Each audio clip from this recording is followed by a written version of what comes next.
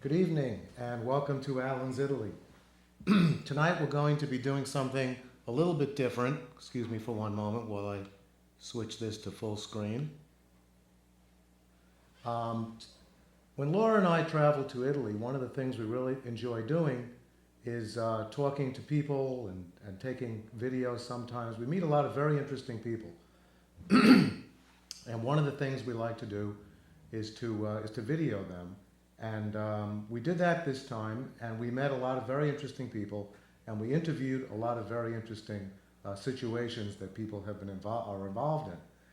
And I thought that that might be a good idea for a show. So tonight we're going to be doing 4 people, and you can see their names listed on the screen. I've called the show Italy in Their Own Words, and I hope this will be part 1, because I hope that we'll have many different things going on related to that. But the 4 people are pictured above. One of them is Susan Chalkley, who is an artist. One of them is Andrea Martellini, who is an activist in a movement that's very similar to the Occupy movement we have here in the United States. And 2 of them are college professors at the University of Dayton, Dr. Roger Crum and Dr. William Sheurman. So without further ado, I'd like to begin. And we're beginning with Susan Chalkley. This picture was taken by Laura at almost the exact moment that she met Susan at the Villa La Palagina, and that's where we were staying, which is located maybe 10 minutes outside of the town of Figline Valdarno. And you may recognize the name of that town because that's the town that my friend Luca lives in. So we were staying at the villa while we were visiting my friend Luca. And Susan and this is pictures of the villa. It's absolutely beautiful.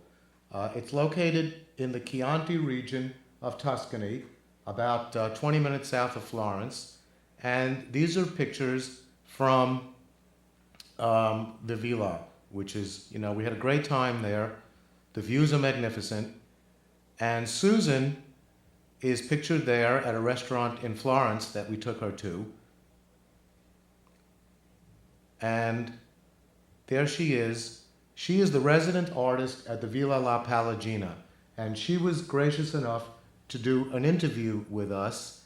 And right now you're going to see that interview. It's a little over 7 minutes, and of course I will not say anything during that time, and I'm going to let you just hear the interview. So, Figline Valdarno at the Villa La Palagina, and yesterday we met this lovely lady, Susan Chalkley, and right. She is the resident artist of the villa, and she has some beautiful art.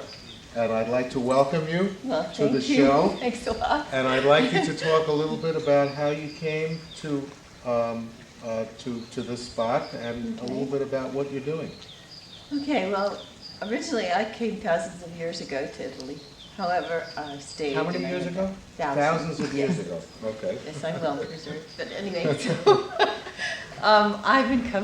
I've been moving around Italy. I first studied in Florence and lived in Florence, and I went to Umbria, where there are a lot of also other American painters. And then I moved around in the south of Tuscany, and Maremo, which is it's like the far west. And then I came back, and then I went to the Chianti, which is a fairy tale place, right? And I married, and I had a child. Went to America, came back, and I am here because my daughter took the train to Florence. And so I was found this time around, by Susan Nevelson, who is Lise Nevelson's daughter-in-law. And she suggested to her friend, who's the director of this hotel, that he give me a show. He liked me a lot. So he said, why don't you come and paint on the grounds? And everything evolved from there, and so here I am. And soon in June, we're going to have the show, the opening of the show. And the show will be here all summer. And you live here full time? Yeah, I live down below on the grounds. And you have your art in a beautiful gallery that we'll be taking a look at in just a moment. That's right. And I worked all winter long after I came back from after the holidays, and I just walked every day up and down hills, rain, wind, snow, everything. Right, right. And this is your inspiration, right And behind us this is here. my, as well as the people, but anyway, all this and all these nooks. And the funniest thing is, there's a Guardia Bosco, who's a, what do they call them, forest rangers? I don't know much about Anyway, forest rangers. She thinks every once in a while she has to stop the hunters from hunting, right? Because this is game reserve. So every once in a while she'll drive up and she'll say, "Oh, it's just you! It's just you! You find these amazing spots." So anyway, so if I have these big paintbrushes, so they think I'm a hunter, but I'm just hunting beautiful views. You're a hunter of beautiful views and a practitioner of magnificent art. So what do you have here? What is this? Well, this is something actually I did a while back, not 1,000, maybe 500 years ago. And these are lithographs that were printed in Florence in the same shop that printed all of Antigoni's things. And these were done of the countryside, and that's what I was living in Umbria then. And the where in Umbria? Umbertide. Yeah, I think I know. Yeah. It's named after the King Umberto. Yeah, Umbertide. There are quite a few American painters in New York and from Harvard that live there. And also the lagoons of Venice are in here. And here's the critique. So here's Beautiful. Beautiful. And these are actually, they're in the apartments down in the, anyway, it's very thick paper, so sometimes it feels like two. Very beautiful. So I love these. to I draw love these. Where did you learn how to paint? Basically here. Really? Yeah, because I went to George Washington University. No, sorry, George Washington. But I didn't really like it. And actually, I was looking for a Bottega style painting. I wanted to learn everything. So I started off with tempera magra, egg tempera magra. Beautiful. And then I went to egg tempera grassa, which is what happened actually in history. This is a strange colored one. I didn't choose this one. This is the Mercato di Pesci of Venezia. And here's on an island, one for the ladies. I just like this one. I like that. The laundry and the retired and old fishermen sitting by the side. And these are beautiful. boats that, these are boats for clam fishing. This is not right on, these are the little islands near Venice. This is the end of the Lido. These are actually done in winter too. Yeah, And we've you been work to Venice in outside, the winter. right? Venice is great. Interesting time in Isn't the Venice winter. great in the winter because of I like the floods. I mean, I don't like the floods, but it was very interesting. and the fog. The fog. Yeah, that's it's a weird time, but it's very, very eerie and That's it. magical. And so here's a storm over Venice. So, but you can hear the gondolas going. Very, very nice. Very talented. You're wonderful. Hopefully, you'll become a very famous artist because Yeah, just millions like of people this. watch my show. I wish.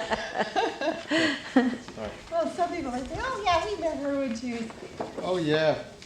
110." Well, it's nice to hear you're 1,000. Anyway, now we're going to go into the gallery where you have your work. Yes, come and give us a tour. Anyway, these are on sale too. Okay, let's go and lead us to it.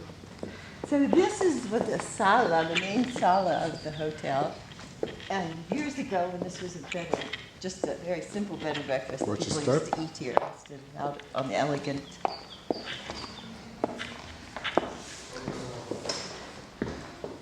Okay. So they're also.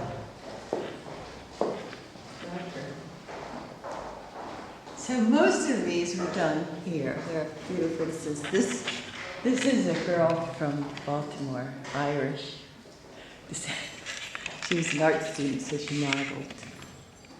But everything else, except my daughter.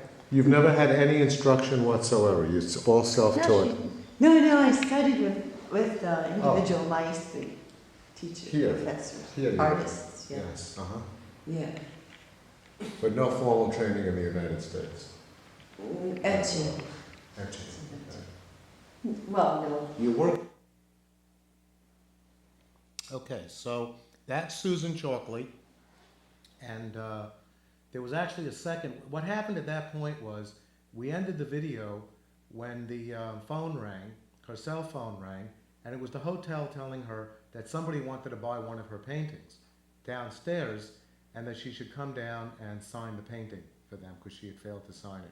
So we ended the video there, and then picked up the video after she had done that. So we don't have time for the second video right now. So we're going to do that at another time. But then she indicated that a friend of hers, Andrea Martellini, is a spokesperson for a group called the Movimento Cinque Stelle, which is translated to mean in English, the Five-Star Movement. It's a grassroots movement, has some similarities to the Occupy Wall Street movement, but they've had some really great results. They've been able to elect 5 mayors in throughout Italy, one of which was the town of the city of Parma, which is a very large city in the northern part of Italy. And their goal is to, first of all, root out corruption in the Italian government, and second, to replace corrupt politicians with others. And I don't want to say too much about that. This is Andrea and I at the Hotel Croce di Malta, where we did the interview. We did it in the lobby of Croce di Malta. This is the insignia for the movement, and the Figline Valdarno on top indicates that he's in charge of the region that Figline Valdarno is located. The movement was actually started by a fellow named Beppe Grillo, who was a comedian, who then became the leader of the, I won't say leader because they don't like people to be called leaders. This is, they had a festival, which they called the Woodstock Festival, where they, were trying to raise money, I suppose, for the movement. And this is Andrea seated and ready for the interview. And now I will stop talking, and here is the actual interview. This is a bit longer. This is a little over 10 minutes, so this will take a while. Okay, so here we are, Alan's Italy. We're in Italy. We're in Florence, Italy. We're in the Hotel Croce di Malta. And I have with me tonight, this evening, Mr. Andrea Martellini. Welcome to Alan's Italy. Hello, how are you? And Mr. Martellini is a spokesperson for the, and I'm going to try to pronounce the Italian, it's the Movimento Cinque Stelle, which is the Five-Star Movement. And we also have with us Ms. Susan Chalkley, who is going to translate when necessary, because Andrea's English, I think, is 90% perfect. But if there's that 10% that's not perfect, Susan will be helping us. Now, the question I'd like to begin with is to ask you, Andrea, if you could describe your movement to my viewers back home. Okay, I try to do it with my pleasure. The Five-Star Movement started about 5 years ago. And one of the first important things that we made was to gather the signature to kick out the parliamentary that they have been in court and be and corrupt. Corrupt. What you perceived as the corrupt government. And they were convicted. They were convicted. They were convicted. So they still in the parliament. They still are in the parliament. So even though they were convicted, they're still serving in the parliament. That's what strange things. So we collect 350,000 signature by the notario, by And the they were notarized. notarized. Mhm. So really good one. In half day we gathered 350,000 signatures, one day, in half day. So after we start to think about to wake up the people, because with Berlusconi, you know what happened. Some clown, his clown, Beppe Grillo is something else. And so we try to wake up the people, because they are, I think, a little bit sleeping. So we start to think about to be in the little village first, then more, and then in Parliament. But we started from the little village, like Figline Valdarno and Regello, where I come from. Yes, I know those two places. So you know. Yes. So we last year we started to in Figline Valdarno, and we took one consigliere. I don't know in English very well how you can translate. Consigliere means a counselor. A councillor was elected. Right. So Okay. Last year. we took one. So we put the virus inside the place, because You put the what inside the place? virus. It's just kind of an inside joke. The virus of their movement was injected into the I see. political I see. situation in the I Crum. see. Because they do always only themselves in the comune. Come si dice comune? In the town, in the town government. In the town government, they always do alone. Because, and then we want to bring out from the government there, to make know the people what happened there, because they do something wrong, I think. They Right. do, what he's saying is everything is done it's isolated, they're closed sessions. Right. So Closed people sessions. don't The know. parliamentary sessions are closed sessions. Well, in Yeah. the town, in the In the town town. situations, where people Are there can't open listen. meetings in general? Are there open meetings ever? Yes, it's open, but nobody there. Not many people, only I 10 see. persons, because the people are Apathetic. tired. Apathetic. Eh. Yes. So now there is our consigliere, so now everybody knows what happened inside. They are not very I happy. see. They are not very happy. Right. Like last week, we know that the chief of the police is in court.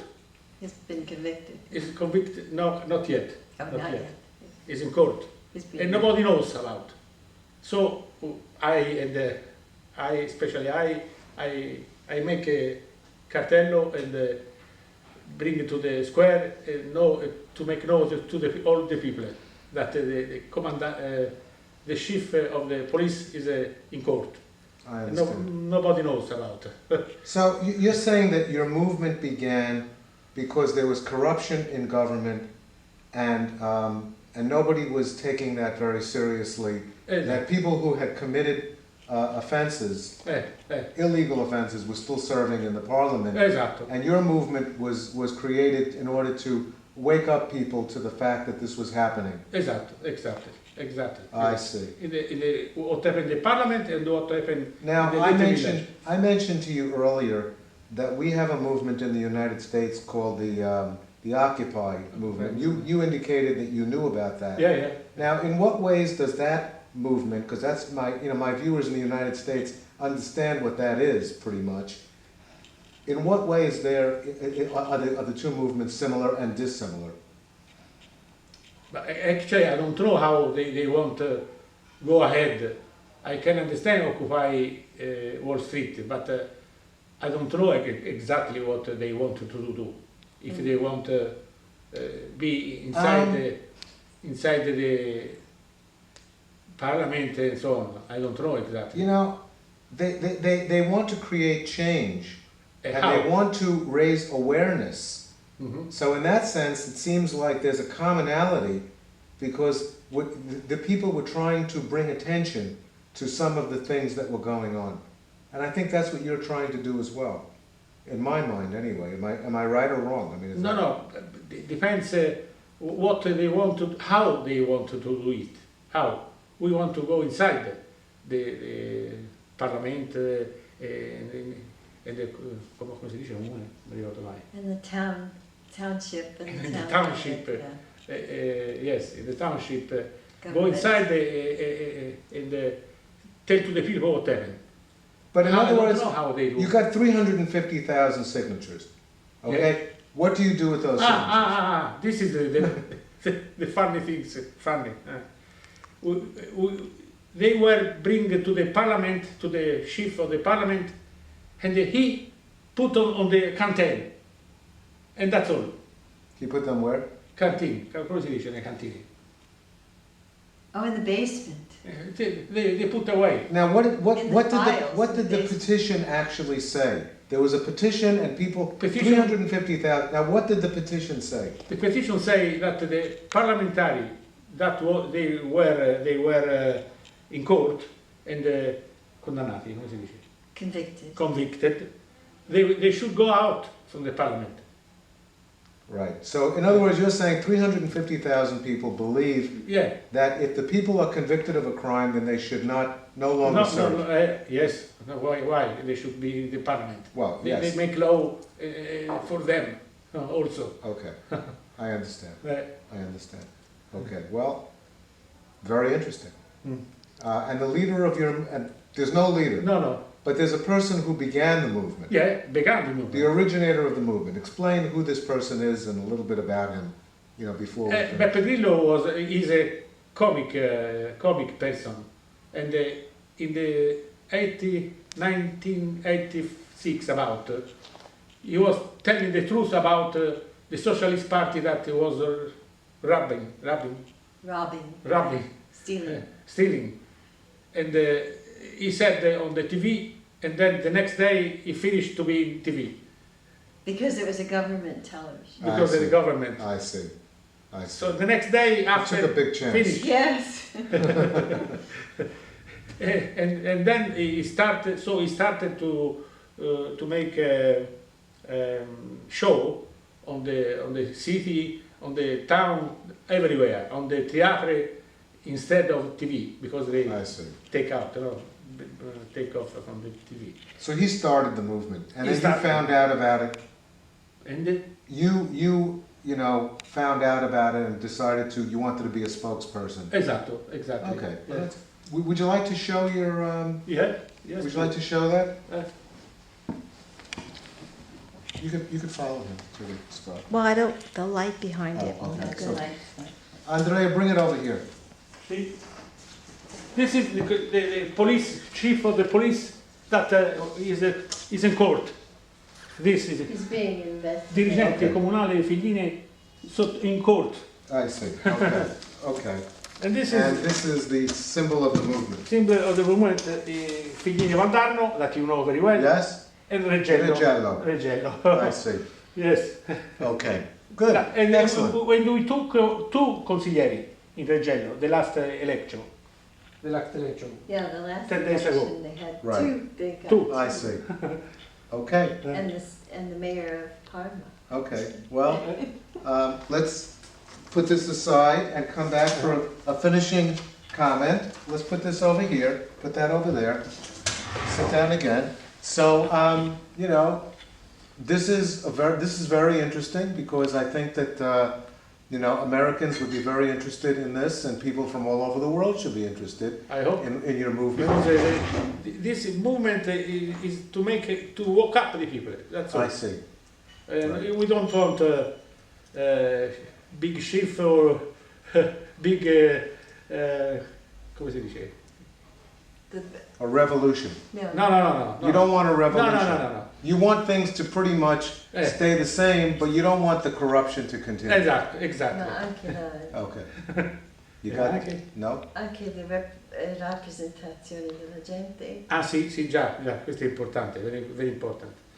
We think that the representative democracy is not anymore.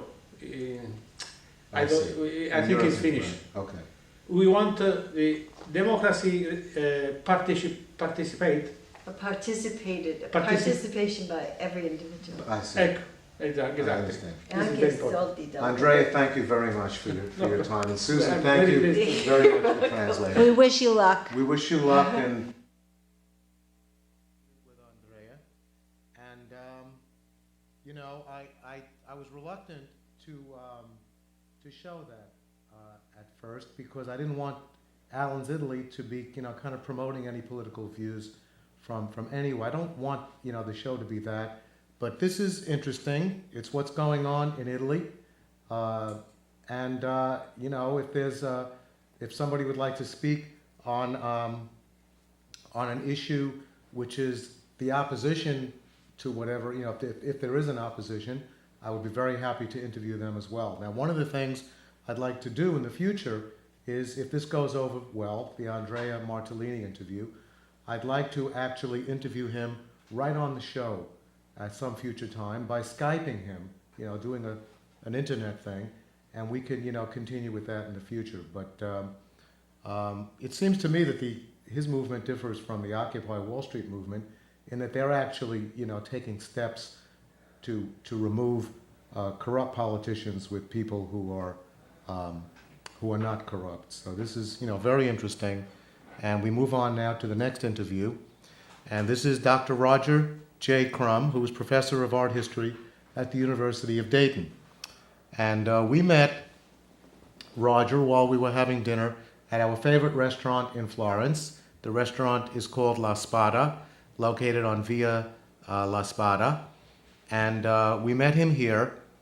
This is what the restaurant looks like. We actually were sitting at that table in the corner there, which is, you know, this is the other view of it. And that fellow on the right who's sitting there was where Roger was sitting.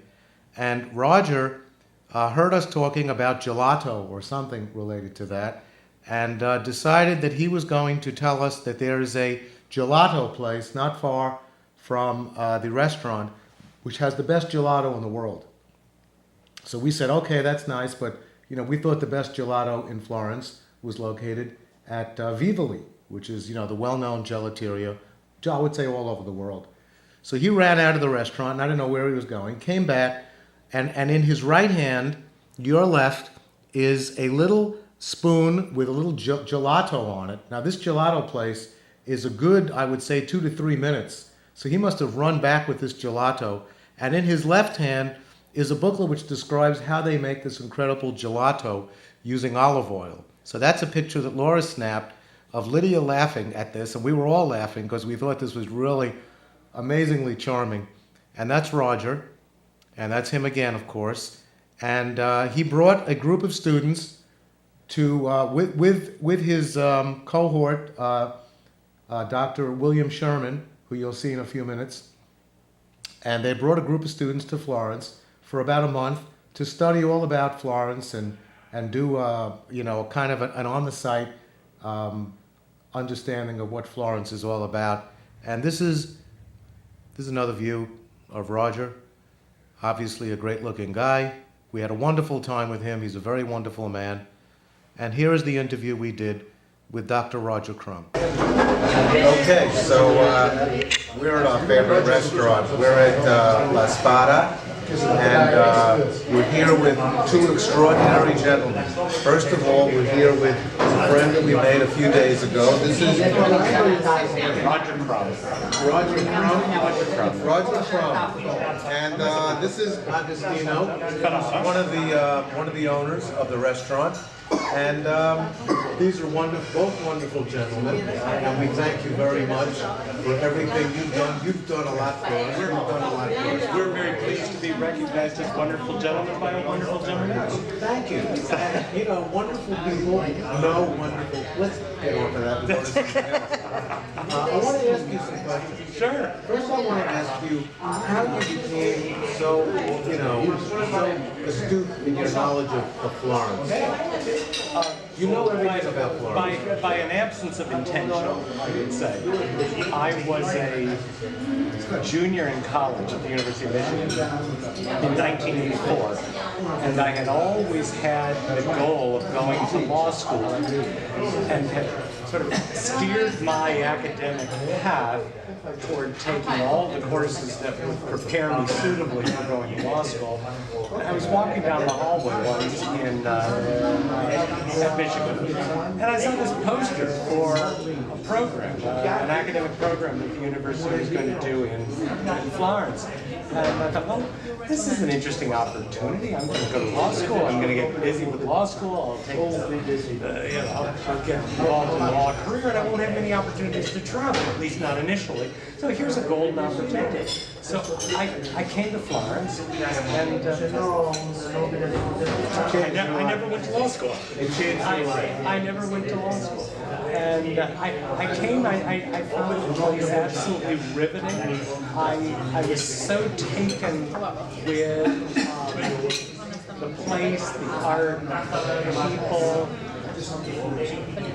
I think what initially attracted me so is I had no Italian at the time, absolutely no Italian, and so the entire experience of being here, and I think I was here for 7 to 8 weeks, I had no ability to communicate, and so I simply spent time looking and wandering, absorbing and then my wife and I came back here in 1989. I was back a couple more times as a graduate student. Then I came back in 1989 with my wife and lived here for 2 years. Okay, keep going. Keep Lived going. here for 2 years, and what really made the difference that time was that we were here on a Samuel H. Kress Fellowship. I had a Samuel H. Kress Fellowship. It was a fellowship that was intended to send one person abroad for 2 years. Both of us came abroad, so the money available was basically cut in half. And at that time, the dollar absolutely collapsed, so we had next to no money. And just spent all of our time wandering around. People often say to us, "Oh, you must have traveled here, you must have traveled there. How exciting you are." Done all these exciting things around. We had no money to leave Florence. We were gloriously trapped here. We didn't even have money to buy bus tickets. And you fell in love with Florence. Yeah, and then I got my job at the University of Dayton, and the University of Dayton has had a long history of having programs in Italy, and I've been very fortunate to be able to direct and teach on these programs since 1991 when I went to the University of Dayton. Right. One last question. We could let you talk for 4 hours. And I could. But this is going to be just a little snippet, though, a little 10 minutes. But tell us about the experience in 25 words or less of taking a group of 20 students to Florence for a month. The experience is one that I would hope that all university professors get, because on campus when you teach your students, they come to your class, they're there for 50 minutes 3 times a week, and then they go away to their own lives. Now, that's just fine, and in many cases that's what we like. But here, you live with them for a month. And I am a professor, yes. I come all aspects of the university, from food service to public safety to counseling office to academics. And so you have this incredibly, shall we say, holistic experience with an educational moment for the students. And it's very satisfying. You really, it's an opportunity to communicate in a very encapsulated and intensive way what the university experience is to them and for them in all of the dimensions of their lives to communicate how they're engaging with their university education. There's one thing you haven't done for students. I used to be an assistant principal, and I was an administrator. I evaluated teachers. You're 99.9% unbelievably great. But there's one thing you haven't done. Paddled them? You haven't told them who Lee Von Hillman is.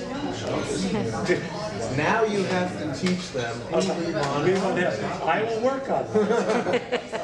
Thank you, Roger. You're very welcome. It was a Thank you. pleasure having you on the It's a show. pleasure meeting you and a pleasure being on the show. That's Roger Crum. Whoops. And, okay, so we're having dinner.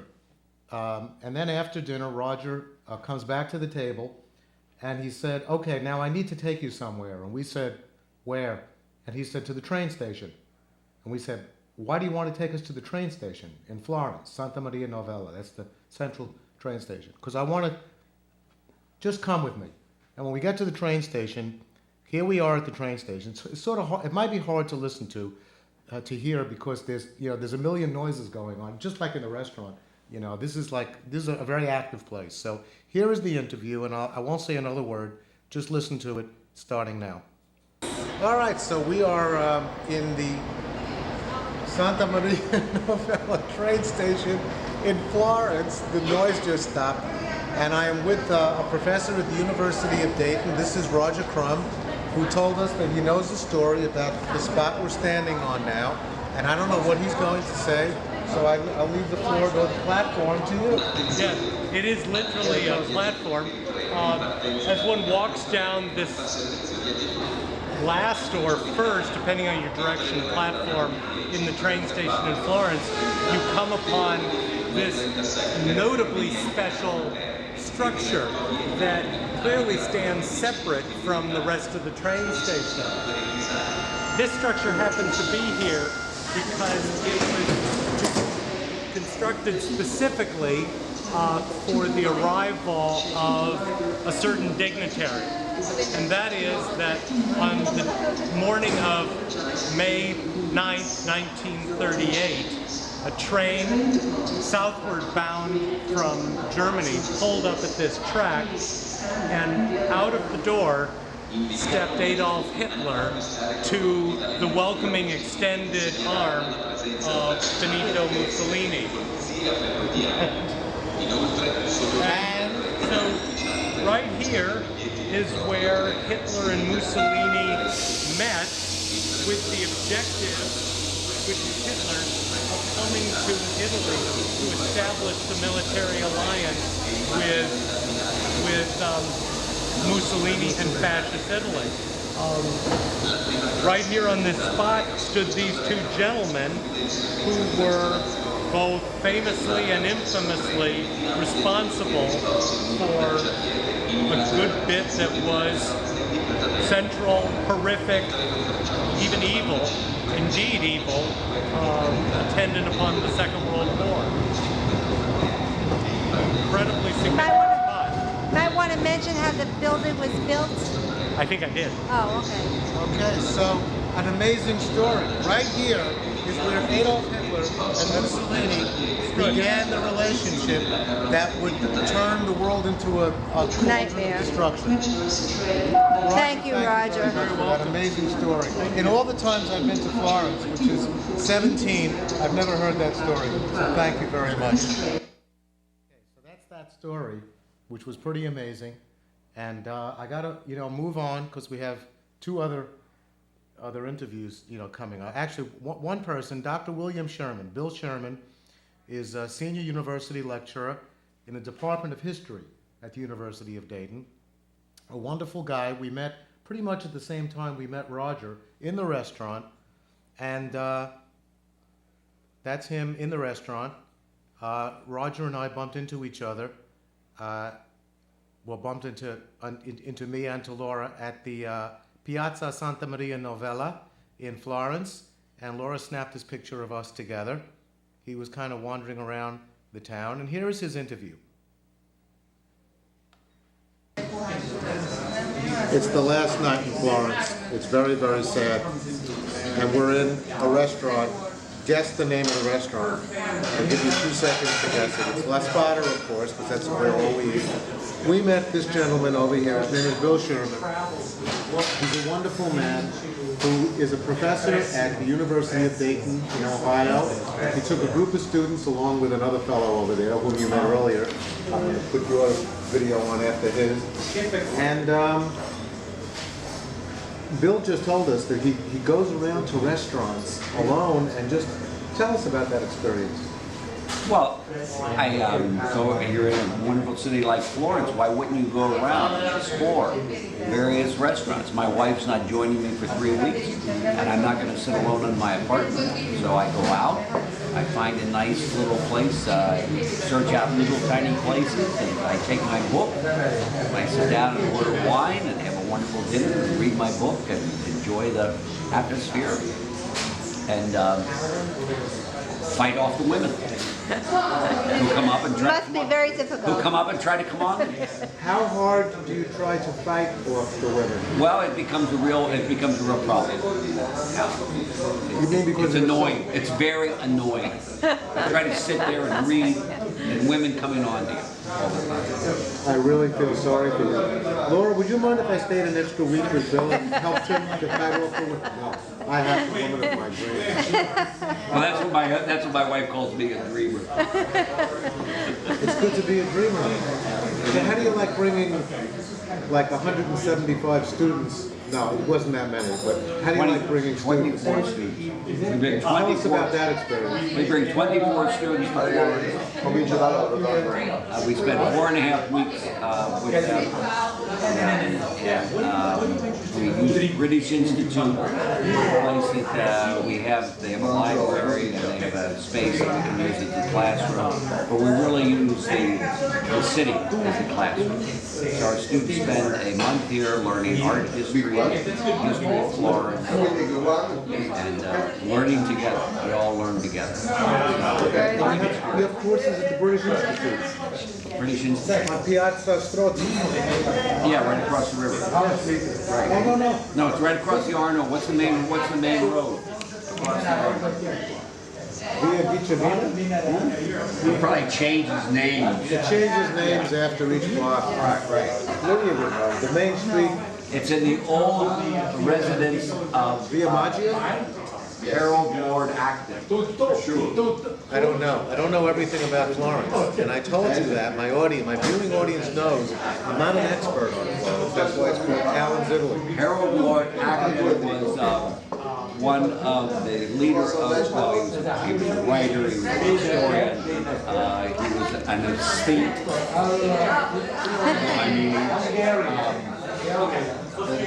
and head of the British expatriate community in Florence back throughout the early 20th century. And he left his residence to the British Institute, which was an institute that was created to create and promote British culture in Florence. And he left it to the institute that used to be located in the Palazzo Antinori. Now, my family. Wine. The Vineyard family. Antinori. Isn't that a wine-growing family? They have vineyards. They have Isn't the Palazzo Antinori on the Via Tornabuoni? At the Hotel de la Ville? Yeah. So anyway, they have a wonderful library there, and it's mainly a collection of all the books that have been left by essentially British expatriates over the years. And it's in this wonderful old palazzo that was owned by the Acton family. His father was a British aristocrat who married a wealthy American woman, which went on quite frequently in the early 20th century. She was the heiress to a Chicago banking fortune. And anyway, that's where we Wow. Would you like to do like a few shows with me? I'll fly you out to New York. Sure. I could even be a New Yorker. You have to drop the accent, though, you know. I could even learn to use the New York accent. I'm a great musician. All right, get this guy a taxi cab.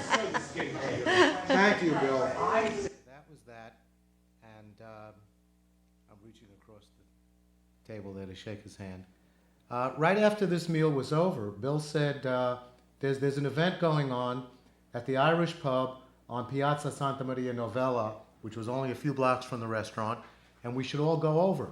It was, the day we took this was the day after Bob Dylan's birthday. Now, one of the things Laura and I like to do when we're up in Woodstock is go to the Bob Dylan birthday celebration, which we went to the previous year, which took place at, I think, the Kleinhardt had this, and they had, you know, Happy Traum and some of the other well-known local artists who did a birthday celebration by singing his music.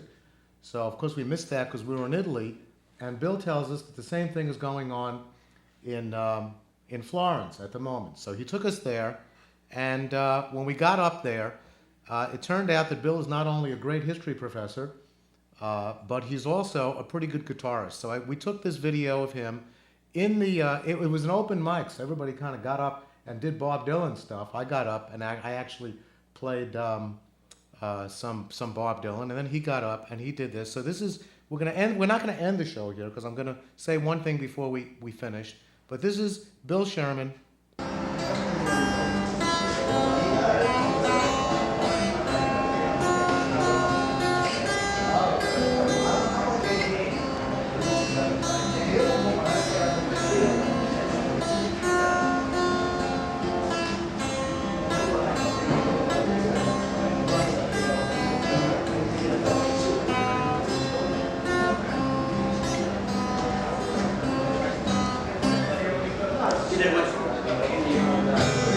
You gotta sing. Do More. Jet plane. I mean, it's not Bob Dylan. Yeah, we gotta do Dylan. You gotta do Dylan. Anything.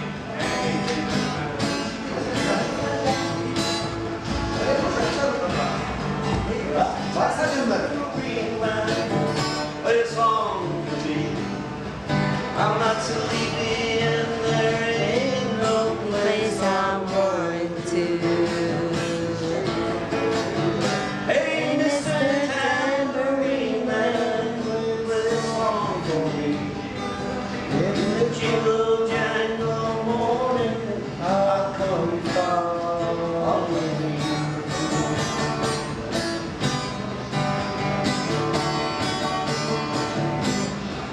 Won't you take me for a trip upon that night swirling ship? Well, my senses have been stripped, hands can't feel a grip, and my toes too numb to step, waiting only for my boot heels to go wandering. I'm ready to go anywhere. I'm ready for fate, to my own parade. Cast your dancing spell on my face. I promise to go under. Hey, Mr. Tambourine Man, play a song for me. I'm not sleepy and there ain't no place I'm going to. Hey, Mr. Tambourine Man, play a song for me. In the jingle jangle morning I'll come following you. That's the commercial version, that's fine.